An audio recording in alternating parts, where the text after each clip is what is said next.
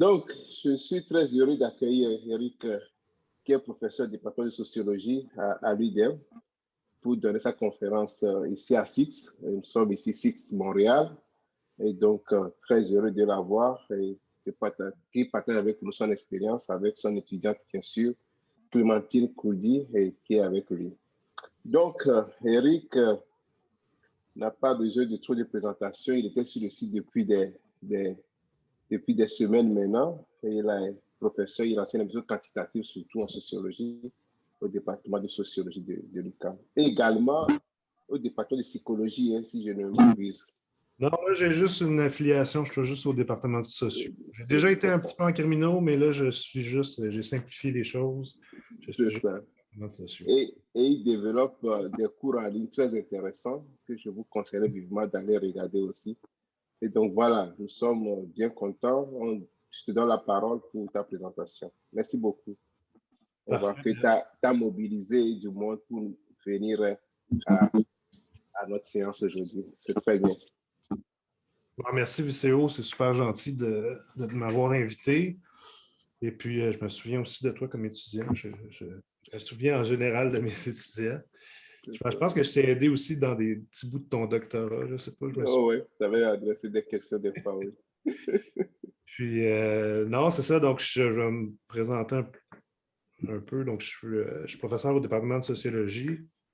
Je suis psychologue de formation. Puis, j'enseigne, c'est ça, beaucoup ce qu'on appelle les modèles graphiques. Donc, modèle multiniveau, modèle d'équation structurelle. Donc, ma formation est beaucoup dans cette orientation-là. Puis en 2015, un peu comme tout le monde, on a comme vu la vague d'apprentissage profond. Un tsunami, je ne dirais pas une vague, c'est comme un tsunami. Puis là, je me suis comme un peu interrogé sur qu'est-ce que ça faisait, l'apprentissage profond. Puis j'avais des idées aussi de construire des outils technologiques là, pour aider les gens pour leur santé mentale, un agent conversationnel. Donc, différentes idées qui m'ont rapproché un peu plus de ce qu'on appelle les modèles d'apprentissage statistique ou apprentissage automatique.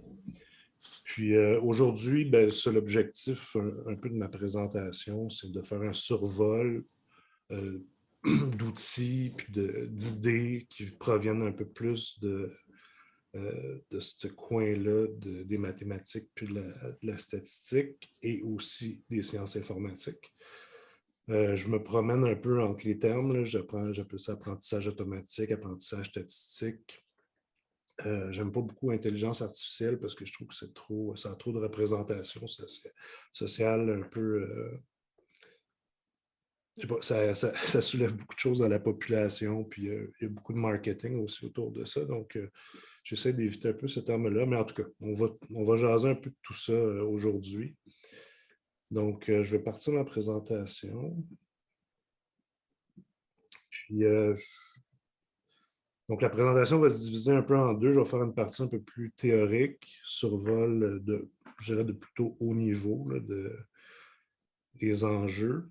Puis, Clémentine Courdy, par la suite, qui est ma nouvelle étudiante au doctorat, va présenter le code R pour un exemple de régression logistique régularisée.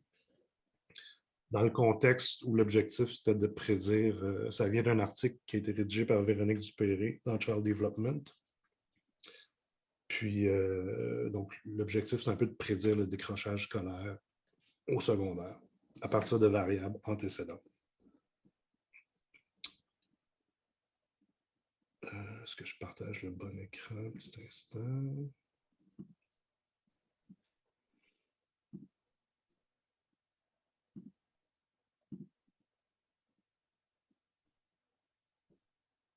Ça va, vous voyez?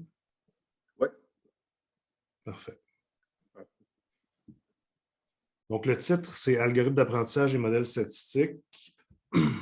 Donc, c'est un peu pour soulever un petit peu la tension entre les deux disciplines ou les deux épistémologies qui peuvent être un peu différentes. Bonjour. Nous commençons maintenant le chapitre 8, qui est une introduction à... Hop. Excusez. Donc, ça vient d'un chapitre de livre qui a été publié en 2020 aux presses de l'Université du Québec à Montréal. Puis, donc, vous pouvez avoir accès au matériel sur GitHub. Je vais rendre aussi la présentation disponible par la suite. Donc, les grands objectifs, c'est, comme je dis, c'est une présentation relativement de haut niveau. Donc, on va parler au départ, comprendre un peu mieux le langage et la terminologie qui est associée à l'apprentissage automatique, statistique versus ce qu'on va appeler la modélisation statistique. Comprendre le compromis. Donc, ça, c'est quelque chose sur lequel je n'ai jamais vraiment mis l'accent sur cette thématique-là dans mes cours de statistique, puisque je vais le faire de plus en plus, mais qu'on voit vraiment beaucoup en apprentissage statistique puis en apprentissage automatique, c'est le concept de biais-variance et puis le compromis principalement entre le biais et la variance. Puis on va parler aussi des concepts de sous-apprentissage, surapprentissage, qu'on appelle aussi l'ajustement des modèles en statistique. Après ça, on va réfléchir à comment appliquer des méthodes de régularisation, de pénalisation, à quoi ça sert, utiliser ce genre de méthode-là. On va comprendre, je vais décrire un peu le workflow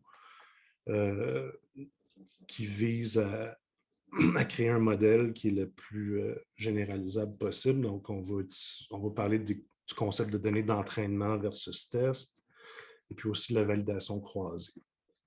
Puis ultimement, ce qu'on veut, c'est un peu vous apprendre à développer, à évaluer, puis surtout à interpréter de façon très juste ce qu'est un modèle de prédiction, parce qu'encore une fois, il faut toujours nuancer ce qu'est un modèle de prédiction et puis ce qui est un modèle qui est plutôt centré sur la causalité.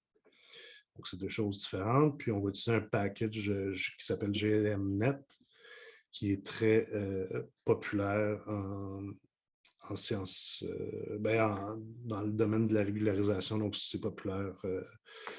Ça a été développé par ceux qui ont écrit le livre Elements of Statistical Learning ou Introduction to Statistical Learning. Donc, c'est Tibshirani, Asti et deux autres plus jeunes collègues.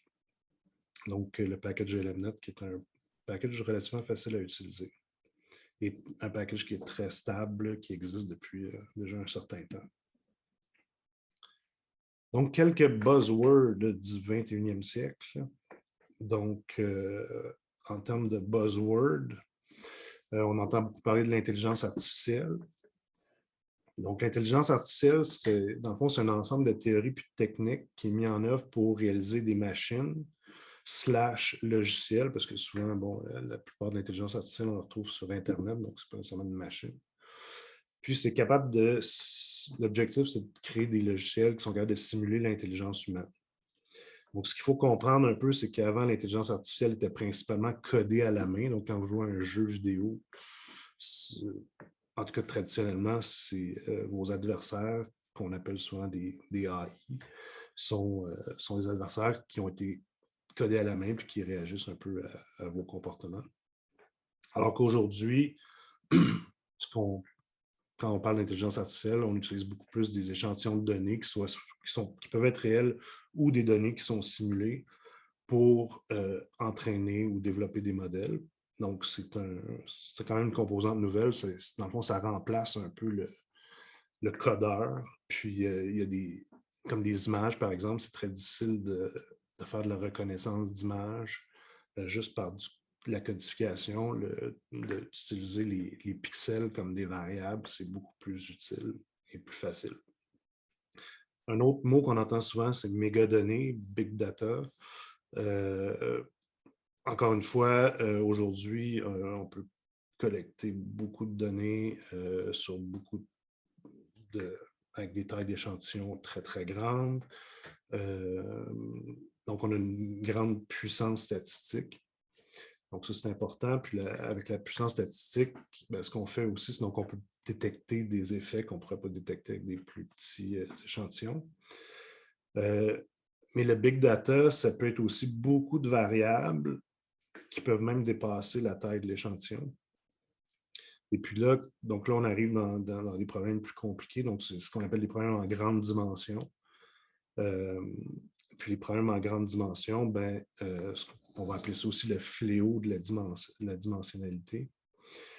Ça prend des algorithmes d'optimisation qui sont plus performants, si on peut dire, que les algorithmes d'optimisation traditionnels. Donc, ça, c'est important.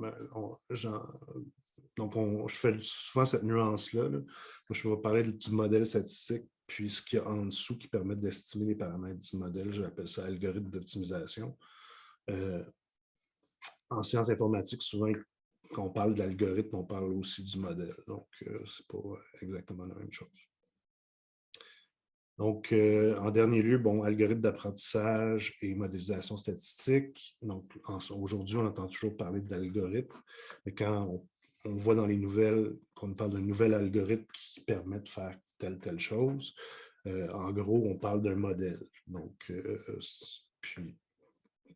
pour moi, j'aime ça faire la distinction.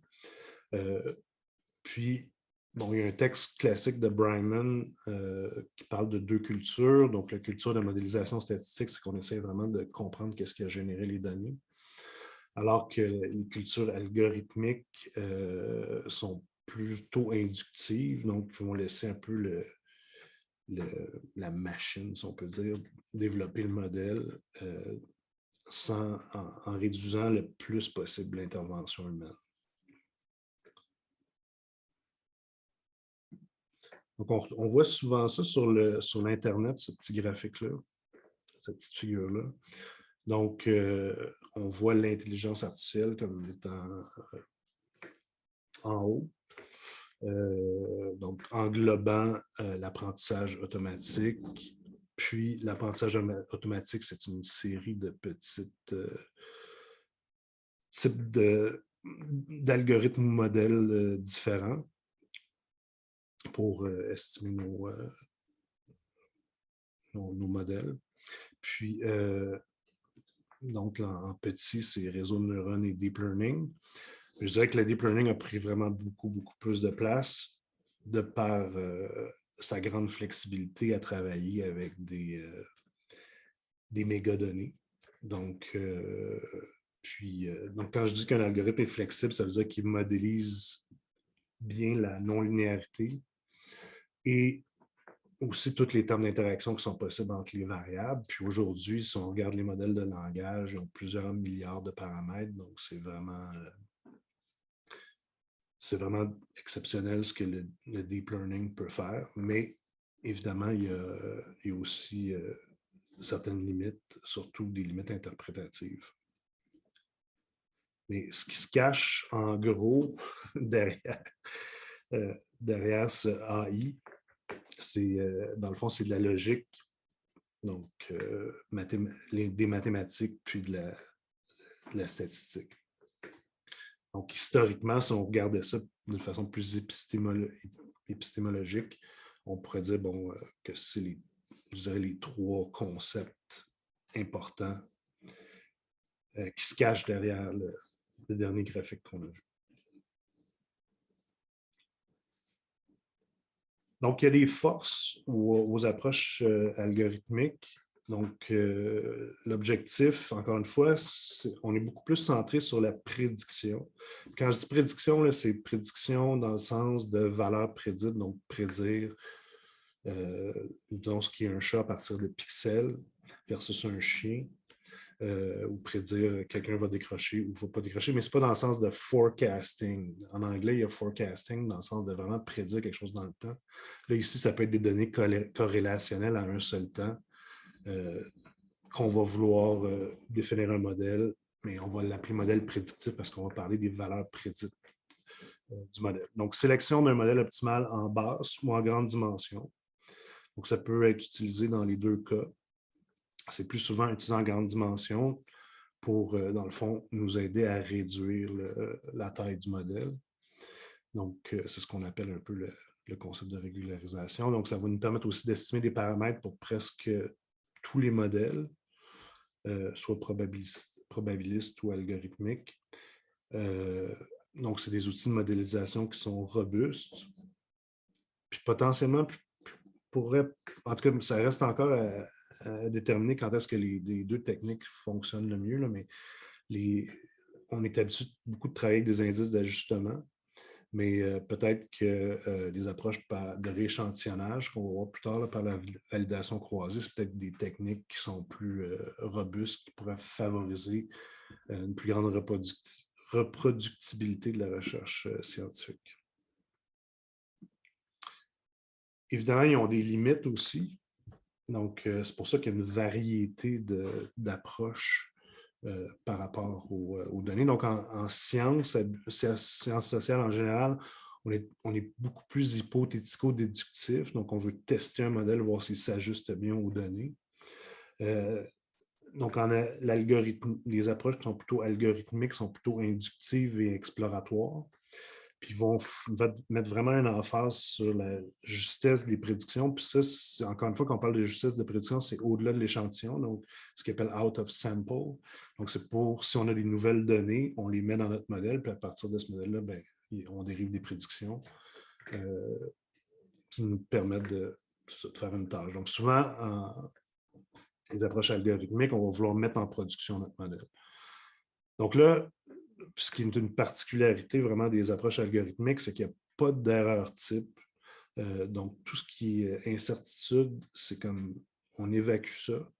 Donc, ça devient difficile de faire de l'inférence. Puis, c'est pas, malgré qu'on peut l'utiliser pour faire de l'inférence causale, pour définir, par exemple, récemment, bon, j'ai déjà travaillé avec du score de propension pour faire des analyses causales. On peut utiliser des techniques d'apprentissage statistique pour faire ce genre de construire un score quelconque dans l'analyse causale, mais ce n'est pas exactement approprié pour faire ça. Donc, encore une fois, comme je vous disais, plus le modèle est flexible, donc on part à l'extrême, on a la régression ordinaire, puis la régression lasso qui est facile à interpréter. Puis à l'autre extrême, bien, on a toutes les architectures d'apprentissage profond qui sont plutôt considérées comme des boîtes noires. Donc, il y a des questions. Je ne sais pas si je pense que je vais répondre. Je vais aller jusqu'à la moitié, puis je vais peut-être répondre à des questions, puis par la suite. Excusez-moi. Donc, on va passer rapidement, parce que j'imagine que vous êtes tous un peu familiers avec les termes, mais c'est quand même important de le savoir. Donc, j'ai mis d'un côté les termes qui sont plus associés aux statistiques, puis les termes équivalents qui sont plutôt associés à l'apprentissage automatique, puis à l'apprentissage évidemment profond. Donc, on va parler de variables d'un côté, plus de caractéristiques en anglais, ce qu'on appelle des features. Les variables indépendantes vont être des entrées ou des inputs. On voit vraiment que ça vient de l'informatique quand vous rentrez quand on joue sur nos écrans, on voit souvent ça, input, output. Donc, les variables dépendantes, ça va être les outputs. Ce qu'on appelle des résidus, qui est l'écart entre nos valeurs prédites et nos valeurs observées, ça va être les erreurs de prédiction. Ensuite, l'estimation des paramètres, bien là, on va parler à ce moment-là d'entraînement d'un modèle, d'apprentissage, donc comme si la machine apprenait, ou le logiciel, ou appelez ça ce que vous voulez. Donc, critères d'estimation, puis aussi fonction de vraisemblance, qui sont des termes qu'on connaît mieux. Donc là, on va parler, puis il y a des liens entre ces choses-là. Ce n'est pas exactement pareil, mais si vous cherchez un peu là, ce qu'on appelle la fonction de coût, la loss function, cost function, il y a des liens avec la fonction de vraisemblance. Puis, bon, les observations, on va appeler ça des motifs, puis on va souvent parler de paires, donc de paires de X et Y. Donc, on on entraîne les... c'est comme si on montrait à l'ordinateur des données une à la fois. Donc, des training pairs. Donc, on va parler aussi des paramètres estimés d'un côté, puis des poids synaptiques, ça c'est dans le cas de l'apprentissage profond. Les termes d'interaction, ben, on va appeler ça des neurones de haut niveau. Donc, plus on ajoute des couches, plus dans le fond, on crée des termes d'interaction puis de la non-linéarité. On va parler d'une fonction de lien. Donc, dans le modèle linéaire généralisé, ben, on va avoir une fonction de lien en fonction de la distribution de notre variable dépendante. Donc, on va parler, ça on l'entend aussi plus en apprentissage profond, de la fonction d'activation. Ce qu'on appelle des régressions linéaires logistiques ou régressions dans la famille du modèle généralisé, bien là, on va parler d'apprentissage supervisé, puis de tâches de classification. Puis d'un autre côté, encore une fois, lorsqu'on parle d'analyse factorielle, d'analyse par cluster, d'analyse par variable latente, de l'autre côté, bien, on va parler d'apprentissage non supervisé. Donc, pourquoi on appelle ça de l'apprentissage supervisé? C'est parce que, dans le fond, ce qu'on va faire, c'est qu'on va... la variable dépendante n'existe comme pas au départ. Donc, si on va demander à des personnes, par exemple, de classifier déjà ce qu'est un chat et un chien, disons, dans des images. Puis, donc, on va les étiqueter. Donc, il y a des gens qui font ça, là, qui sont payés pour étiqueter des images. Puis après ça, donc ça va créer notre variable dépendante. Puis par la suite, donc c'est pour ça qu'on appelle ça de l'apprentissage supervisé, parce que les données sont étiquetées. Puis si l'apprentissage qui est non supervisé, ça veut dire qu'on essaie c'est beaucoup plus inductif. Donc on essaie de comprendre ou de réduire la dimensionnalité des facteurs. Donc par exemple, en psychologie, si on a 30 items de dépression, bien, peut-être qu'on a 3 facteurs qui représentent la variabilité de ces 30 items-là. Donc, on peut réduire la dimensionnalité. Donc, ça, c'est vraiment une stratégie très, très qu'on retrouve beaucoup en psychologie, puis même en sociologie. L'utilisation des variables latentes, mais on n'appellera jamais ça de l'apprentissage non supervisé, malgré que ça en est. Donc, interpolation, extrapolation. Donc, encore une fois, quand on crée un modèle, on veut on va dire qu'on veut qu'il soit représentatif de la population. Donc, on ne veut pas que le modèle qu'on développe soit spécifique uniquement à nos données de notre échantillon. Donc, l'interpolation, c'est de faire la prédiction avec les mesures qu'on observe. Donc, puis l'extrapolation, c'est d'aller avec des mesures à l'extérieur du range des mesures qu'on a utilisées. Donc, on va appeler ça en apprentissage automatique la généralisation. Donc, l'objectif, comme je disais, c'est de créer un modèle prédictif. Donc, puis, dans le fond, si on veut trouver une fonction qui lie des variables X, appeler ça des inputs ou des variables indépendantes, à une variable dépendante Y, avec évidemment un terme d'erreur. Puis, bon, le terme d'erreur, on peut lui mettre aussi qui est normalement distribué, puis là, on est plus dans le champ des statistiques. Sinon, on met pas de... Si on n'a pas d'inférence à faire, on n'a pas besoin d'avoir des postulats qui nous permettent justement de faire cette inférence-là. Donc, il faut faire attention. Souvent, on entend parler que les modèles algorithmiques n'ont pas de postulat, puis que c'est sûr qu'ils n'en ont pas, mais c'est parce qu'on ne peut pas faire d'inférence nécessairement avec eux. Donc, ça, c'est important. Puis, l'autre équation en bas, évidemment, c'est qu'on va développer un modèle qui va nous permettre, quand on va mettre des nouveaux X dans notre modèle, de faire des prédictions Y chapeau. Donc, c'est aussi simple que ça. C'est sûr qu'on pourrait complexifier ces équations-là, mais si on comprend ça, déjà là, c'est un bon point de départ.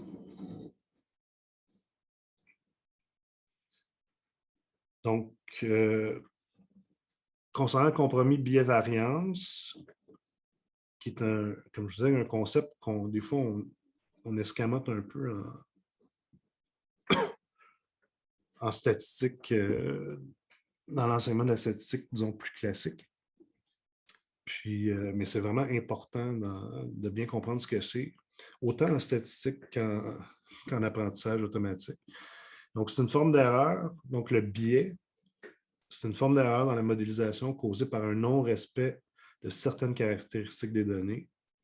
Puis, encore une fois, on va parler des données de notre échantillon ou de nos données d'entraînement. Ceci se produit lorsque le modèle ne contient pas assez de paramètres, donc il est trop simple pour bien tenir compte de toute l'information.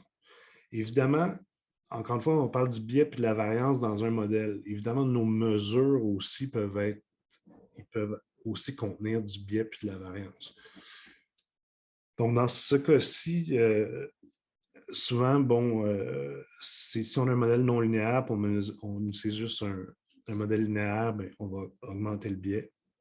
Il y a aussi le potentiellement d'avoir un biais par le fait d'avoir omis des variables dans notre modèle. Donc, ça aussi, ça peut être une omission qui va faire que nos paramètres vont être potentiellement biaisés. Si on ne modélise pas aussi les interactions entre les variables, ça se peut aussi qu'on n'ait pas un modèle qui soit optimal. Donc là, on va parler à ce moment-là de sous-apprentissage ou de sous-ajustement. Donc, notre modèle n'est pas bien ajusté. Donc, la variance, c'est une autre forme d'erreur qui représente la sensibilité maintenant du modèle à des petites fluctuations dans nos données d'entraînement. Puis évidemment, plus notre échantillon est petit, plus c'est vraiment dangereux. La variance va être inévitablement beaucoup plus grande lorsque la taille d'échantillon est petite. Puis, l'autre danger, c'est d'avoir un modèle qui est trop complexe en fonction de nos données. Si on a un modèle qui est trop complexe, mais là, à ce moment-là, donc ça veut dire plein de paramètres qui ne sont pas statistiquement significatifs dans un modèle statistique, ou plein de petits paramètres qui n'expliquent pas beaucoup ou qui ne permettent pas de contribuer beaucoup à l'explication. Donc là, à ce moment-là, on va parler de surapprentissage. Puis si on maintient tous ces paramètres-là dans notre modèle, bien, lorsqu'on va vouloir réutiliser notre modèle par la suite pour faire des prédictions avec des nouvelles données, bien là, nos données vont se retrouver un peu partout, comme on va voir dans la prochaine étape. Donc, ça, c'est une situation idéale. Donc, on veut avoir un faible biais puis une faible variance. Ça, c'est une situation où le biais est quand même bas, mais il y a une variance plus grande. Donc, nos paramètres, nos prédictions vont se retrouver un peu éparpillées. Donc, ici, c'est une situation où notre biais est élevé. Puis ça, ici, c'est la pire situation. Donc, le biais et puis la variance est élevée. Donc là, ce qu'on va vouloir faire, c'est finalement essayer de trouver un compromis entre ces deux phénomènes-là. Donc ça, c'est un exemple. Par exemple, si on a une relation non linéaire, puis on modélise par une droite qui est linéaire, bien là, on va avoir un biais qui est élevé. Puis un biais faible, bien là, on va rajouter un paramètre polynomial, par exemple, donc un terme au carré, qui va nous permettre de capturer cette trajectoire-là. Mais là, on voit clairement qu'avec très peu de données, si on enlève un point, bien, on va se retrouver avec un modèle linéaire. Donc, j'imagine que dans ce cas-là, si on rééchantillonnait plusieurs fois, donc en utilisant la validation croisée, par exemple, on se retrouverait probablement plus avec un modèle linéaire. Mais bon, ça, encore une fois, c'est plus un exemple schématique que d'autres choses. Puis,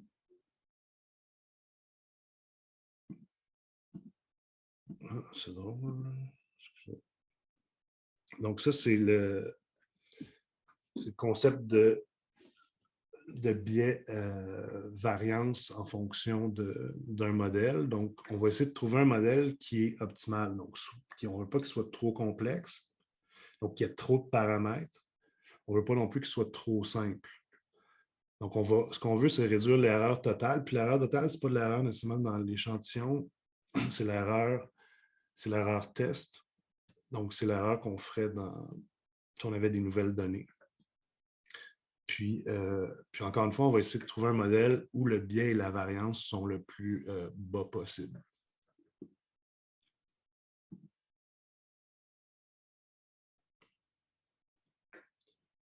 Donc là, on va aborder le concept de régularisation.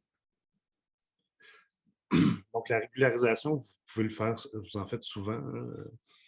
Par exemple, si vous faites un modèle statistique classique, puis à ce moment-là, vous avez des paramètres non significatifs, ou vous testez une interaction puis elle n'est pas significative, vous mettez un terme pour créer de la non-linéarité puis non significatif, vous allez l'enlever. Donc ça s'appelle la régularisation. Donc, il y a différentes formes de régularisation, mais ça, c'en est un type. L'autre type de régularisation, c'est ce qu'on s'est rendu compte, c'est que souvent dans un échantillon, si on rééchantillonne, on se rend compte que les paramètres sont souvent trop gros. Beaucoup plus gros, les associations qu'on trouve sont beaucoup plus grosses que si on rééchantillonnait plusieurs fois. Donc, un objectif de la régularisation, ça va être de réduire la taille des paramètres parce qu'en général, dans un échantillon, les paramètres sont trop grands. Puis de développer des modèles, encore une fois, qui sont plus parcimonieux. Puis on va essayer de faire ça le plus automatiquement possible parce que si vous avez comme vraiment beaucoup de données, beaucoup de variables, puis vous créez toutes les interactions possibles entre ces variables-là, bien, on va vouloir avoir un outil qui va pouvoir nous permettre de faire ça. Donc, peut-être que c'est aussi un terme qu'on aborde plus dans les cours d'apprentissage automatique, donc le concept du rasoir d'Occam. Donc, l'idée, c'est de créer un modèle, mais qui est le plus simple possible, puis de conserver juste les variables, puis les hypothèses qui sont les plus probables pour, dans le fond, prédire ou expliquer notre phénomène. Donc là, on va vraiment viser un modèle qui est le plus stable possible, mais aussi en étant le plus simple et puis le plus parcimonieux possible.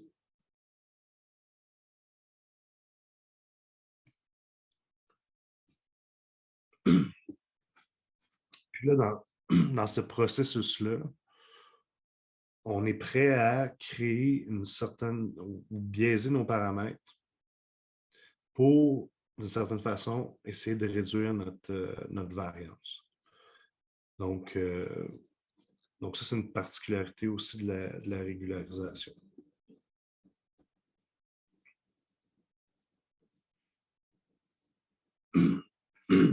Excuse-moi. Donc là, une des formes de régularisation, donc on va parler de la régularisation Ridge, lasso et ElasticNet. Puis dans le fond, ce n'est pas des types là, complètement discrets de formes de régularisation, ils sont tous un peu liés l'une à l'autre. Puis l'objectif, dans le fond, ça va être de pénaliser. Puis l'autre terme que ceux qui travaillent plus avec le maximum de vraisemblance, on va souvent entendre parler de penalized likelihood, donc de vraisemblance pénalisée. Donc l'idée, ça va être de dire, OK, au lieu d'estimer juste notre droit de régression, dans le fond, ou notre fonction, estimer notre fonction, pour minimiser l'erreur de prédiction, on va rajouter une pénalité. Puis, la pénalité, elle va multiplier une certaine transformation de nos coefficients de régression. Donc là, ce que ça veut dire, c'est que si on rajoute une pénalité, ça va forcer les coefficients de régression de notre modèle d'être plus petits.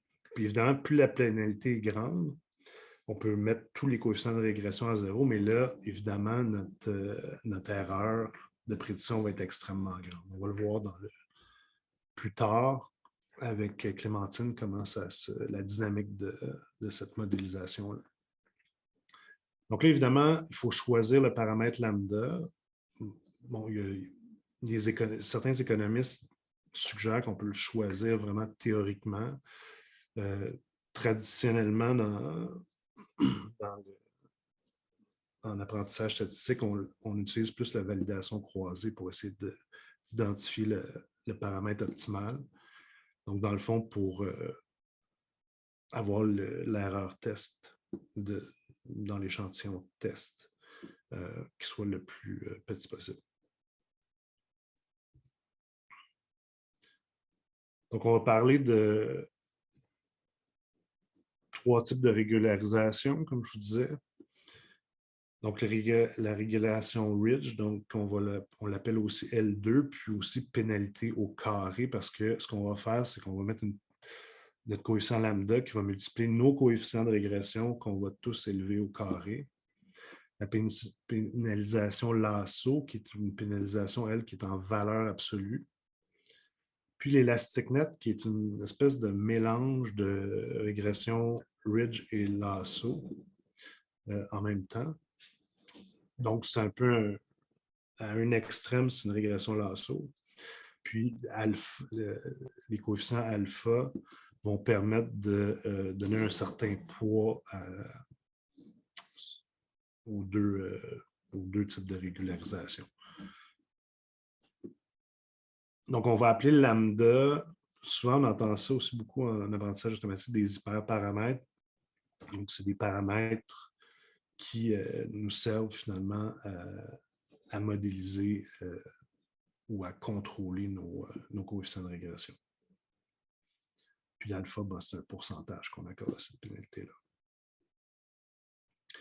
Donc, caractéristiques des différentes pénalités. Donc, crête, plus on augmente le lambda, plus nos paramètres vont se rapprocher de 0, mais ils ne tomberont jamais à 0. Donc, ça n'élimine pas de variables. Lasso, qui a été découvert plus en... Donc, la crête, juste pour me donner des années, c'est autour de 1957, je pense. Lasso, c'est plus autour de 1996. Puis, donc, la régression lasso, elle, ce qu'elle va faire, c'est que les paramètres qui sont proches de 0, en les rapetissant, elle va les fixer à 0. Donc, ce qui est intéressant parce que, dans le fond, ça simplifie vraiment beaucoup le modèle en fixant ces paramètres-là, puis ça aide aussi à l'estimer. Donc, puis l'élastic net, bon, c'est les mêmes propriétés que le lasso, donc ça peut fixer des variables à 0, mais ça travaille mieux avec la multicollinéarité, donc ce qui est une composante de qualité de la pénalisation, la pénalité crête. Puis, ça permet aussi d'avoir plus de variables que la taille de l'échantillon. Quand est-ce qu'on retrouve ça? Donc, Robert Tibshirani a beaucoup travaillé en génétique. Donc, souvent, évidemment, le nombre de gènes, de SNP, de tous les trucs qui tournent autour de la génétique, souvent, ça dépasse vraiment beaucoup la taille de l'échantillon. Donc, ces techniques-là ont été beaucoup développées dans ce contexte-là. Donc, c'est quand même des différences fondamentalement importantes. Puis des gros avantages. Donc, ElasticNet, ça a été développé, le premier article, c'est en 2005.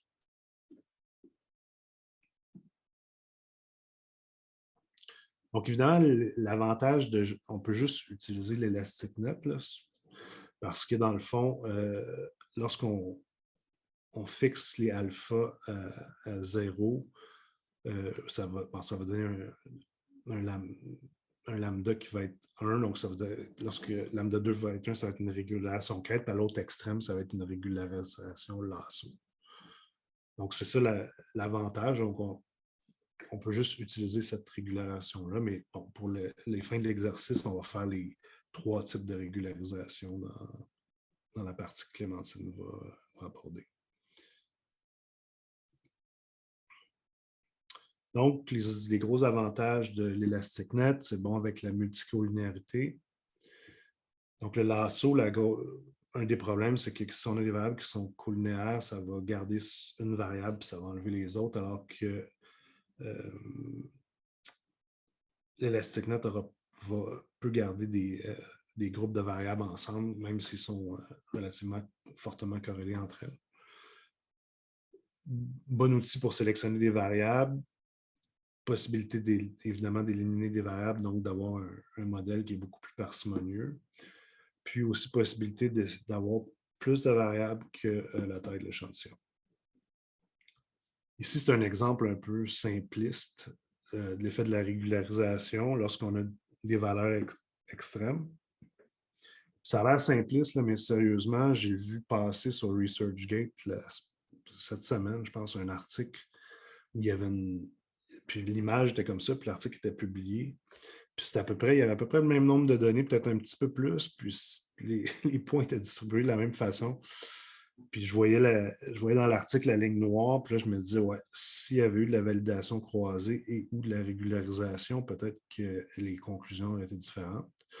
Et c'est un peu ce qu'on retrouve ici, c'est les lignes orange, et là, il en manque une parce qu'elle a dû disparaître avec les...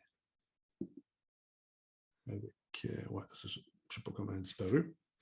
Mais bon, donc, c'est ça. La ligne orange, ça représente la régularisation crête et l'autre, la ligne verte, régularisation lasso. Et, il en manque pas. C'est juste que dans ce cas-là, c'est un exemple tellement simple, justement, que l'élastic net et la lasso donnaient la même courbe. OK. Normalement, on aurait une courbe qui arrive avec l'élastic net à peu près à mi-chemin entre la orange et la verte. Mais ce cas-là était tellement simple que ça arrivait exactement sur la verte, donc c'est pour ça que vous avez juste deviné. C'est bon. Plus l'original. Parfait. Donc, comme je vous dis, la régularisation et la validation croisée, ça vaut la peine de les utiliser, surtout si on a des très petits échantillons. Donc, ça donne, finalement, ça va donner des modèles qui sont plus robustes. C'est quelque chose qui est fort souhaitable. Donc, j'ai presque terminé. Donc, on va regarder la validation croisée rapidement. Donc, on entend souvent parler en apprentissage automatique d'échantillons, d'entraînement, training set. Il y a un test set, validation set. Bon, on sépare Donc, dans le fond, tout ça, c'est une forme de validation croisée. Puis ça fait penser un peu dans l'univers scientifique à reproduire une étude avec plusieurs échantillons différents. Ou ça peut faire même penser à une méta-analyse. Donc, on pourrait penser qu'on estime des paramètres dans plusieurs études. Puis on essaie de pouler ça ensemble. Donc, la validation croisée, comme je vous disais, c'est une généralisation de cette espèce de concept-là, d'avoir des données d'entraînement, des données tests, pour s'assurer finalement que notre modèle, lorsqu'on va le mettre en production, pour l'utiliser pour avoir des valeurs calculer des valeurs prédites, bien, que ce soit un modèle qui soit robuste. Donc, la validation croisée, c'est une méthode de rééchantillonnage. Donc, celle qu'on connaît aussi beaucoup en statistique, c'est le bootstrap qui nous permet de calculer les intervalles de confiance autour de nos paramètres. Mais la validation croisée, c'est une autre méthode de rééchantillonnage, mais plus pour nous assurer que nos paramètres de notre modèle vont être reproductibles. Donc, ça implique de tirer des échantillons à partir des données d'entraînement afin de tester la capacité du modèle à faire des prédictions qui vont se généraliser par la suite sur des nouvelles données. Donc, encore une fois, je vais vous montrer la validation croisée à k-pli, K-fold cross-validation. Donc, cette approche permet d'évaluer les erreurs des prédictions d'un même modèle. Puis, encore une fois, l'objectif, c'est de sélectionner le modèle qui a le moins d'erreurs de prédiction. Encore une fois, donc, maximiser sa capacité de généralisation.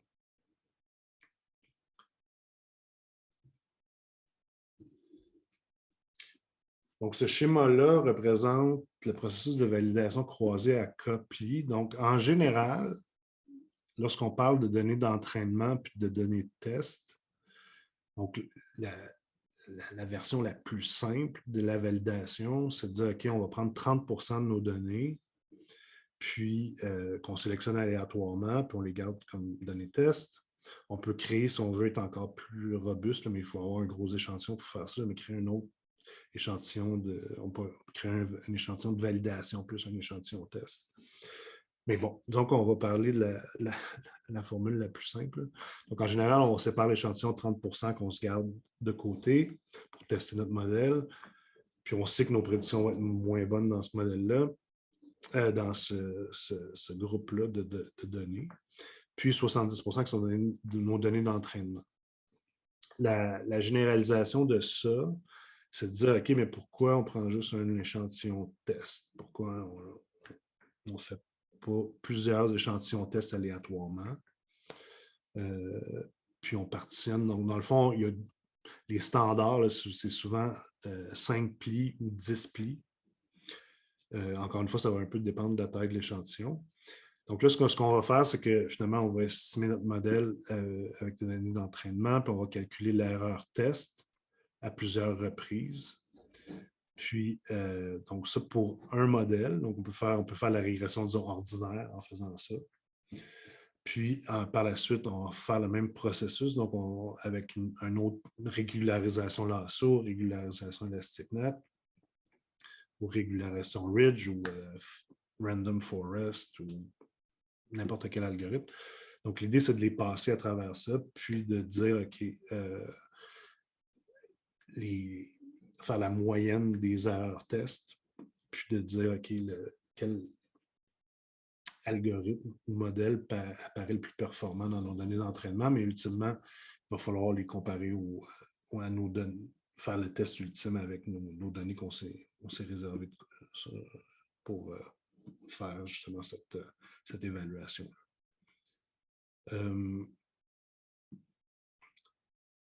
Donc, un article qui est paru récemment, c'est vraiment 2020, que j'ai trouvé vraiment bon, puis qui propose une autre technique de validation croisée, mais qui parle vraiment d'une façon, c'est quasiment un tutoriel là, sur cette procédure-là. Donc, je vous le recommande, c'est vraiment comme un bon article. Donc, pour un peu préparer la présentation de Clémentine, donc, comme je vous disais, la deuxième section, ça va être un exemple pratique. Donc, l'objectif, c'est de prédire le décrochage scolaire. Donc, on pourrait mettre des caractéristiques un peu farfelues dans le modèle pour voir qu'est-ce que ça fait, mais ce qu'on présume que si on utilise une régression lasso ou ElasticNet, par exemple, le régime alimentaire, les signes astrologiques, couleur des yeux, la taille de la personne, devrait tomber à 0 automatiquement. Donc, c'est ce qu'on va voir dans l'exemple que Clémentine va nous présenter. Donc, quelques ressources que je vous recommande. Donc, c'est le livre dont je parlais tout à l'heure, An Introduction to Statistical Learning, avec des applications dans R. Donc, c'est vraiment un livre, je dirais, niveau peut-être fin bac maîtrise pour les sciences sociales. Si on veut un livre plus complet et complexe, c'est Elements of Statistical Learning. J'aime bien le site YouTube de Josh Starmer qui s'appelle StatQuest, qui permet vraiment il explique vraiment d'une façon très simple et agréable des concepts qui sont souvent abstraits. Donc, il y a 4-5 capsules d'une dizaine de minutes sur la régularisation, puis sur la validation croisée aussi, qui pourrait vous aider à mieux comprendre. Évidemment, il y a des perspectives critiques. Comme je vous disais, moi, je viens plus de la famille des modèles graphiques probabilistes. Puis en sciences sociales, on est aussi très intéressé par la causalité. C'est vraiment comme central. Donc, ça demeure encore, il y a comme une tension entre le développement des modèles prédictifs versus les modèles causaux. Puis évidemment, dans un modèle causal, si on met toutes les variables, si on avait une chaîne causale, puis on met tout ça dans un modèle prédictif, bien, à cause de la co-linéarité, on ne peut plus savoir qu'est-ce qui cause quoi. Puis, donc, ça devient comme vraiment plus difficile à interpréter. Ce qui est particulier dans l'univers de l'apprentissage automatique, c'est ceux qui sont vraiment critiques des approches algorithmiques, c'est plus des gens qui sont de la tradition bayésienne. Donc, Judea Pearl travaille beaucoup sur ce qu'on appelle les réseaux bayésiens ou les Bayesian Networks. Puis, ce qu'on s'est rendu compte assez récemment, je dirais autour des années 2010, c'est que finalement, c'est des modèles d'équations structurelles bayésiens. Puis il y a un article qui est écrit avec Kenneth Boland sur ce sujet-là. Un autre bon livre de Kevin Murphy, qui s'appelle Machine Learning, A Probabilistic Perspective. Ça aussi, c'est un livre qui est beaucoup centré sur les modèles bayésiens en grande dimension.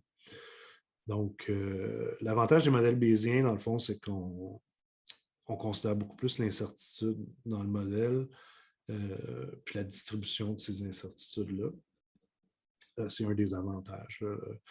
Le désavantage, c'est qu'ils sont vraiment plus difficiles à estimer en général, puis beaucoup plus longs avant de trouver le minimum d'une fonction. Donc, c'est pour ça que ça toujours un peu de compétition entre ces deux univers-là. Puis, ça, je vous invite, c'est assez nouveau. Là. Il y a un micro-programme de premier cycle en mégadonnées pour les sciences sociales qui va commencer à l'automne. Moi, je vais donner un cours à l'hiver qui va être Introduction aux sciences des données sociales. Mais il y a quand même 2 cours à l'automne qui sont intéressants à prendre. Qui sont plus des introductions à R, puis à la visualisation des données. Puis, dernière chose, si vous, j'ai toujours donné des formations en ligne asynchrone, en formation professionnelle sur Praxis.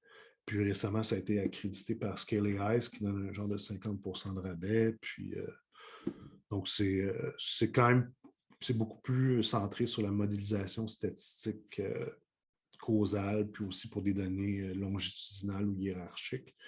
Donc, c'est moins centré quand même que sur les modèles prédictifs que ça pourrait l'être, mais c'est des choses qui s'en viennent bientôt. Donc, sur ce, il y a peut-être des questions. Puis après ça, je vais laisser Clémentine faire sa présentation.